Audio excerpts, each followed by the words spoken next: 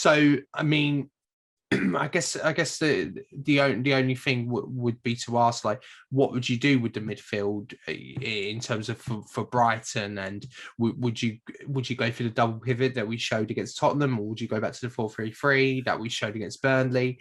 Like, there are some options now that we could do. Yeah, I think the big thing at the minute is all of the reports coming out of, I guess, the Brighton side of it, is that Bassuma's probably not going to be fit and not make the game against Arsenal. I mean, we both know he's going to make it. Don't worry. Like, it's like it's just like anytime there's a key player that is going to be out of the game, they miraculously make a comeback. The amount of years that we've seen Harry Kane have this really bad ankle injury and still manage to make it back for the North London derby, and it happens every single time.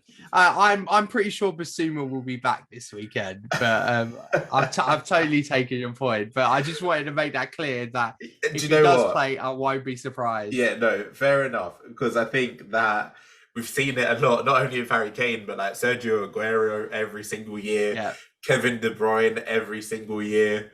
Yeah, all right, fair enough. No, I do take your point, but I think given the fact that Brighton are still persisting with this back sort of three setup that Ben White obviously played in last year, and it looked pretty good in, and they've just kind of continued that on and started the season pretty well.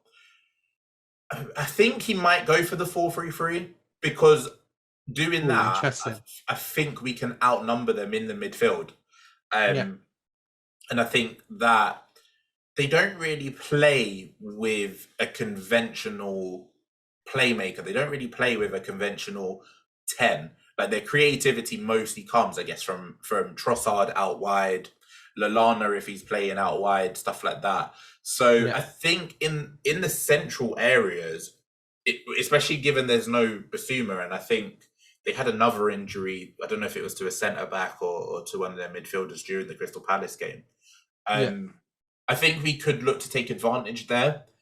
The issue is, if they are still playing this back three and we go for, say, the similar lineup, the same lineup that we put out against Burnley, Saka and Pepe go into track and cover the runs of the wing backs. That's going to be the major concern, because I think in the middle we can completely outnumber them and overload them centrally. It's just about whether or not in out wide our wingers come back and are able to stop that threat of the overlap of the fullbacks, so of the wing backs, sorry. So I think we'll see the 4-3-3. It also wouldn't surprise me if he went for the pivot, but with Maitland-Niles as the other option, or even El Neni, because we've seen El Neni and Partey have worked well before. Thomas Partey, I think, is the type of quality midfielder that can make any partner look good. The main problem is whether or not that partner can look good game in and game out. And that's even a problem that we've had with Xhaka. We don't necessarily know what version of Xhaka will get on a game-to-game basis. So I will expect that more from a player like Maitland-Niles, who isn't necessarily an out-and-out midfielder. I would expect that more from El Neni, who doesn't have the quality of Granit Xhaka.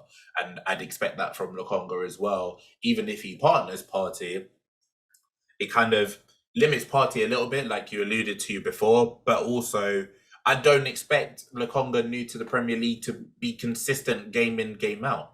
So I think we'll go for the 4-3-3 if I'm just thinking about the game now. I reckon Pepe probably starts on the right and Saka on the left, which it would be a little bit frustrating simply because Saka put in such a good performance on that right-hand side. I'd be more inclined to play Pepe from the left. We've seen him with good moments on that left-hand side, particularly last year. So it wouldn't surprise me if the 4-3-3 was the way to go numbers-wise to balance things out in the middle of the pitch and give us the advantage. Okay, yeah. I actually disagree with the 4-3-3 thing. I think we're going to go 4-2-3-1 just because I don't think he will want to give up that front four that performed so well against Spurs. And also, you mentioned something about tracking back. And whilst I trust Saka to track back well, and Pepe's defensive contribution has actually been much better than it has been in previous years, I just trust Saka and Smith Rowe to be better at tracking back than when Pepe or Saka would play. So I think he will go with a 4-2-3-1. And also, I think we still have that outnumbering in midfield, because I think Odegaard drops quite deep anyway. So he's not really a conventional 10. He's obviously still in that sort of zone 14 space, but he does collect the ball quite deep as well. And if we are going to try and create overloads, then that's something that I would like to see. Also, I think we obviously know how important Kieran Tierney is in terms of going forward. And I just don't think him and Saka work on that same side. I think you actually mentioned it a couple of weeks ago about how they sort of get into the same spaces because they're basically both incredibly good crossers and their movement is really good on that left-hand side. And I think Saka, he's just so much better on the right-hand side. I think that's his home. We should play him there. So let's continue to play him there. And obviously the big question is who comes in midfield. And I posted earlier that I think it would be Sambi, but I wouldn't be surprised if it was Maitland-Niles either, because I think maybe you would be a bit cautious about defensively. And I think Maitland-Niles has been a choice off the bench. I mean, I don't think El Nenny's played in the league this season. I don't think so. I think he came on against Manchester City. Okay, yeah. I mean, I blocked that game out. Yeah, so he came on against Man City. I think that's his only appearance so far. Okay, yeah. So, yeah, he did actually. No, I can remember. I can remember seeing his hair. He might have come on against Brighton. He might have come on against Brentford as well. I can't really remember. But he has played. I definitely know he played against Man City. Brentford is a question mark. Yeah, okay. So he's at least played this season, but I think in the most recent games he's sort of not played at all, which is sort of, and Sambi and Maitland-Niles have both played. So I think Maitland-Niles is actually, he's not the best option in midfield, but I think if you want someone to be defensively sound, I would much rather Maitland-Niles playing centre mid than El Nenny. I think El Nenny in terms of defensive contribution is very poor. Like, I don't think he's very average in that instance.